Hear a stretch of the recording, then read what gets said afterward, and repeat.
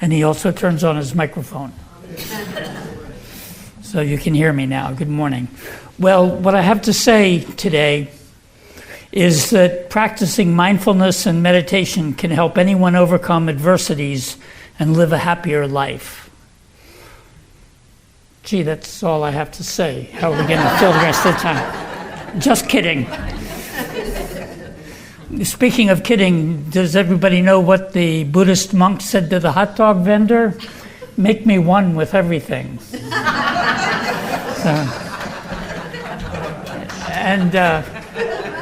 Do you know why Buddhists don't vacuum in the corners? No attachments. And that completes the treasury of all Buddhist humor. That's as far as we go. Okay. Tony asked me to base my talk on my book, Becoming Peacemaker. And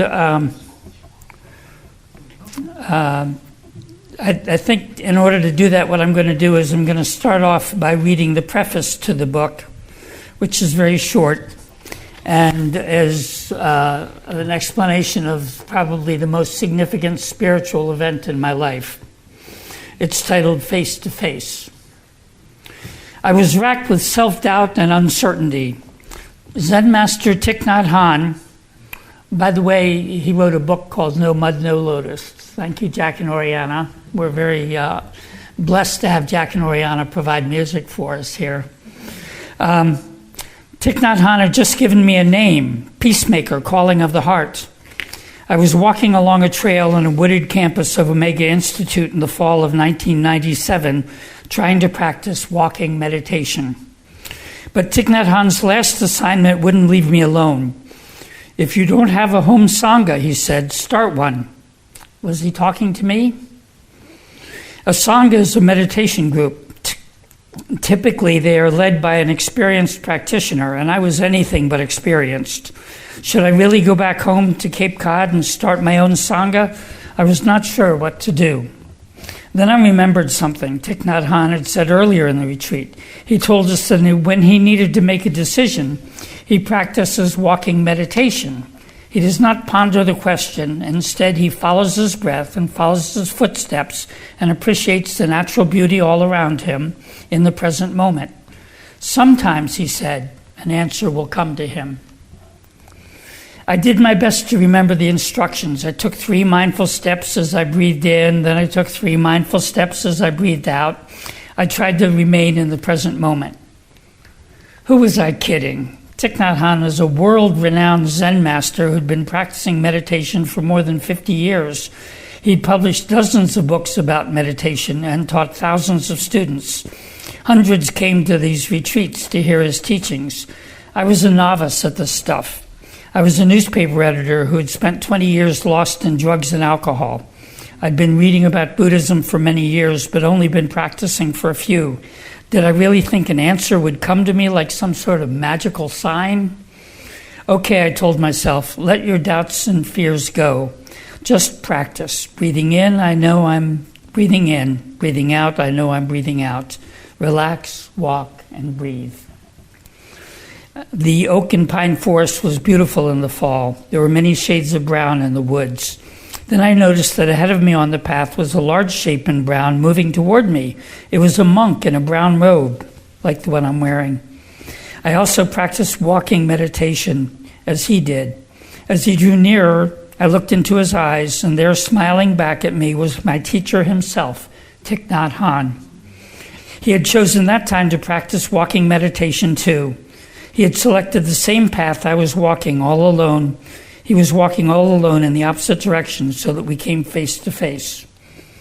I joined my palms in the traditional Buddhist greeting and bowed. He smiled at me and did the same. I stepped aside wordlessly and watched him continue. He seemed to be gliding along the path. The answer had indeed come to me. When I returned to Cape Cod from the retreat, I put some flyers in bookstores and coffee shops and churches. I talked to a few people I knew who shared my interest in Buddhism. The next Sunday, there were 15 people sitting around my living room meditating and reading the 5 Buddhist precepts. That was the birth of the Cape Sangha.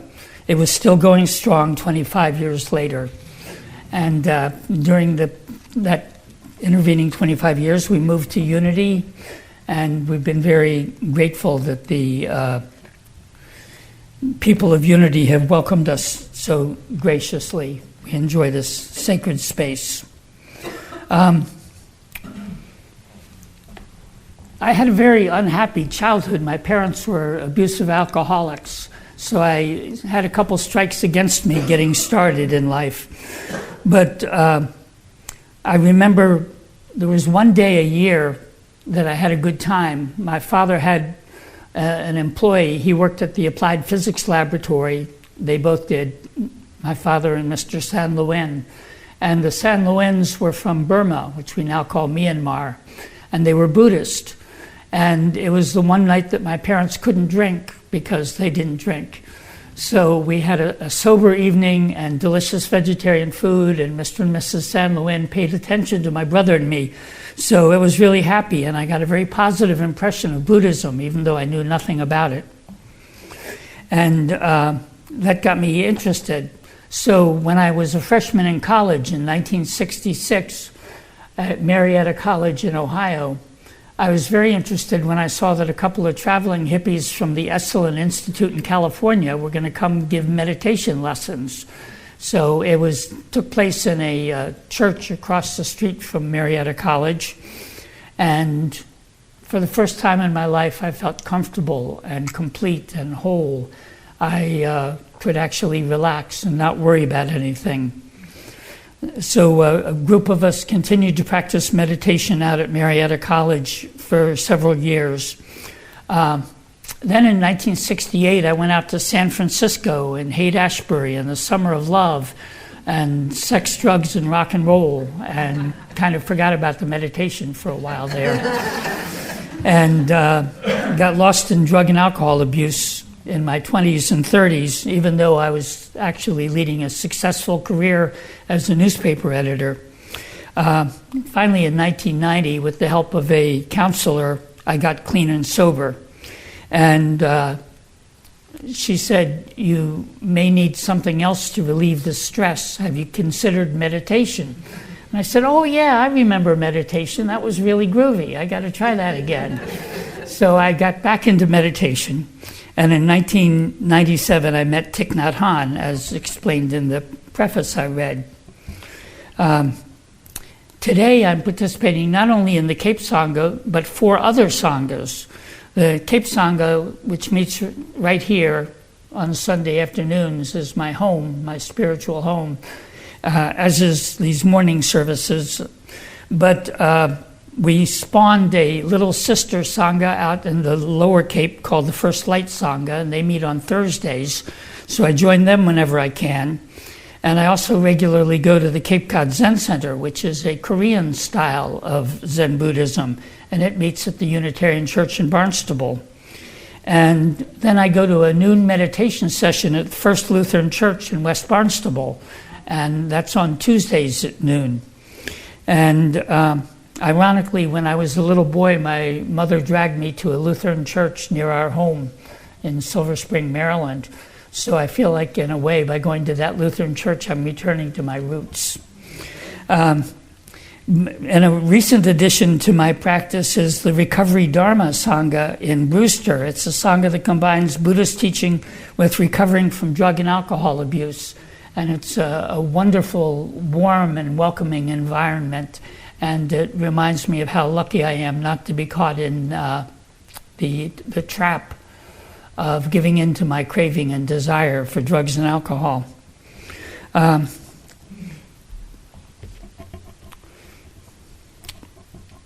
So what do we practice in all these things? We remind ourselves of the basic teachings of the Buddha. And the Buddha was a man, his name was Siddhartha Gautama. He was not a god. He was just an ordinary man, although he was the son of the king of a local kingdom.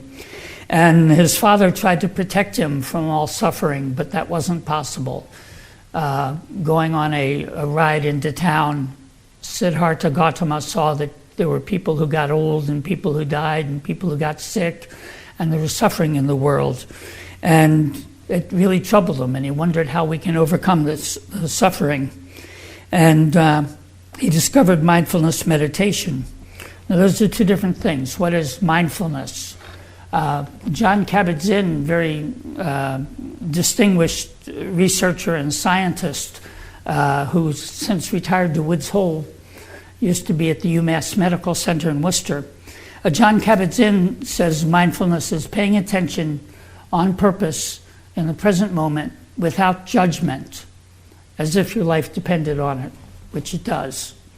So your life depends on it because this is a way to relieve suffering. Now we combine that with meditation, which, as was beautifully demonstrated this morning, is a way of just sitting quietly, calmly, relaxing, and practicing mindfulness of your breath. And you can focus on some object of attention like your breath, or you can focus on a guided meditation or a song or a candle or a mantra, a group of words that are sacred to you. Well, that's mindfulness meditation, but what did the Buddha teach? And there are many different schools and sects of Buddhism, many different styles. Every time the Buddhist culture moved into a new country, it would adopt some of the country's practices and traditions, sort of like a chameleon. The outside changes depending on the environment, but the inside structure remains the same. And what is the inside structure? I've got a clicker. The Four Noble Truths. And they are very basic to Buddhism. He started out after he meditated under the Bodhi tree, and I was lucky enough to be able to go on a pilgrimage in India and sit under that same Bodhi tree. And we talked about the Four Noble Truths, which he taught very soon after that. And the first one is that life is marked by suffering, stress, or unhappiness. Boy, what a bummer. If that was the whole religion, we'd really die out very quickly. But don't worry, there are three more that make it much better. This suffering is caused by our attachment to craving and desire. If we remain attached to the idea that things are always going to stay the same, for example, that causes suffering. The truth is, everything changes. Impermanence is a basic rule of Buddhism. And the third noble truth is that we can reduce our suffering by letting go of our craving and desire. Okay, so don't have that tendency to fall back into drugs or alcohol or overeating or whatever your craving and desire is. Giving into it causes more suffering. And the fourth noble truth is this process is there's a process, and it's called the Eightfold Path. And the Buddha taught that following these 8 principles will help you lead a life with less suffering. And it's right view, intention, speech, action, livelihood, effort, mindfulness, and concentration. And that's the life I've been trying to lead since 1990. And the more I follow it, the happier I am. So right view is the view that everything is impermanent and that giving into our craving and desire causes suffering. Right intention is the intention to do good in the world, not do evil. Right speech is not lying, deceiving, or saying hurtful things. Right action is leading your life in an ethical way. Right livelihood is doing something that helps others. Right effort is appropriate effort, not necessarily too overboard. You don't have to kill yourself with your effort, just whatever is appropriate. Right, mindfulness and concentration refers to meditation. So those things will make you happy. Now about right action, we've got some precepts that will help guide you along the way. Be aware of the suffering caused by killing. Be aware of the suffering caused by stealing. Be aware of the suffering caused by sexual misconduct. Be aware of the suffering caused by lying and unmindful speech. And be aware of the suffering caused by intoxicants and other toxins. Now, Thich Nhat Hanh has expanded each of these into a whole paragraph called the 5 mindfulness trainings. But this gets the basic idea out there. On the sexual misconduct, monks and nuns are told not to have any sexual activity at all, but lay people are supposed to only have it in context of a true love, long-term commitment, that sort of thing. There are also some other characteristics that can make your life happier, and I like the 6 paramitas, or great perfections: generosity, virtue, patience, energy, one-pointed concentration, which is another way of saying mindfulness, and wisdom. Don't we all wish we had wisdom? But those 6 paramitas are ways to help guide your life. And some other characteristics that are useful are the 4 Brahma Viharas, or immeasurables. Loving kindness. If you can just extend loving kindness first to yourself and then to everybody else in the world, that is a wonderful way to lead a happier life. Compassion, starting out with compassion for yourself. The Buddha said that there's nobody more deserving of your love than yourself. So please use loving kindness in all your interactions, and compassion too. Empathetic joy or sympathetic joy, that's the very difficult art of finding joy in other people's good fortune. It's a lot easier to fall into jealousy. Oh, Joe won the lottery. Darn, why couldn't it be me? But instead you say, how wonderful for Joe, he must be very happy.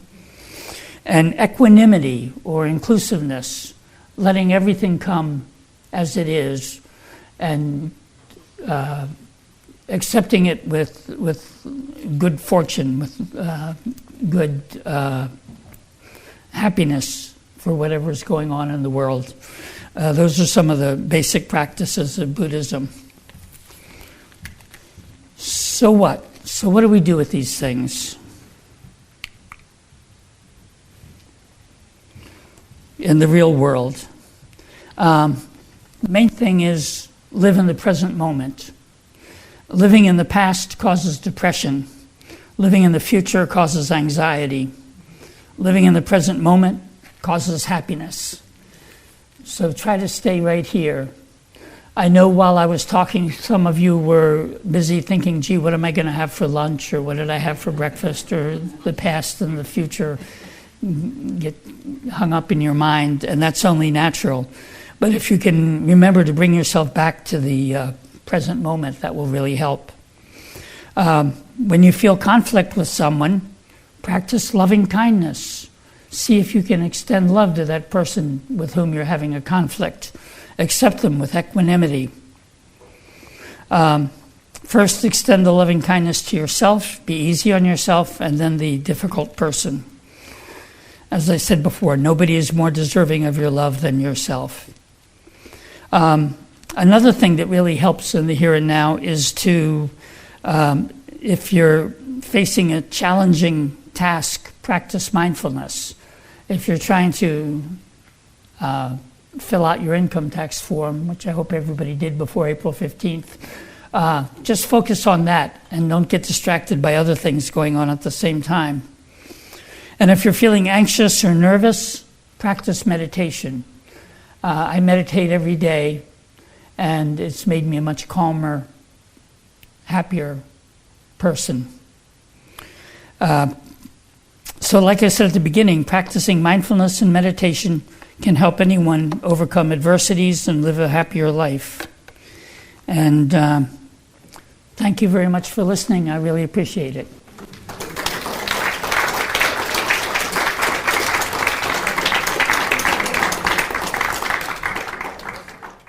You have been watching the message from our Sunday celebration service here at Unity on Cape Cod, providing a positive path for spiritual living. Please join us every Sunday morning at 10 a.m. at 147 Walton Ave, Hyannis, Mass. And visit us online at unityoncapecod.org. This video was made possible in part through a grant from Unity Worldwide Ministries and the Templeton Foundation.